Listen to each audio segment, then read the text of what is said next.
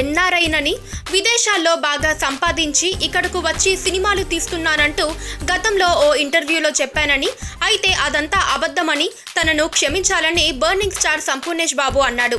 తన అసలు పేరు నరసింహాచారి అని, సినిమాల్లోకి రాకముందు సిద్దిపేటలో ఓ బంగారం దుకాణంలో పనిచేసేవాడినని చెప్పాడు. తాను ఇప్పటికీ సిద్దిపేటలోనే ఉంటానని, సినిమా షూటింగ్ ఉన్నప్పుడే హైదరాబాద్కు వస్తూ ఉంటానని తెలిపాడు. ఊర్లో ఉంటే ఇప్పటికీ సైకిల్ పై తిరుగుతానని చెప్పాడు. పిల్లలను కూడా సైకిల్ మీదనే స్కూల్కు తీసుకెళ్తానని తెలిపాడు. సినిమాల్లోకి వచ్చిన తర్వాత కూడా చాలాసార్లు ముఖానికి కర్చీఫ్ కట్టుకొని ఆర్టీసీ బస్సులో హైదరాబాద్ వచ్చానని చెప్పాడు. ఓ యూట్యూబ్ ఛానల్కు ఇచ్చిన ఇంటర్వ్యూలో సంపు ఈ విషయాలను వెల్లడించాడు. జబర్దస్త్ ఫేమ్ హైపర్ ఆది టాప్ తెలుగు టీవీకి తనపై వచ్చిన రూమర్స్ పై తేల్చి చెప్పిన ఇంటర్వ్యూ కోసం ఇక్కడ క్లిక్ చేయండి.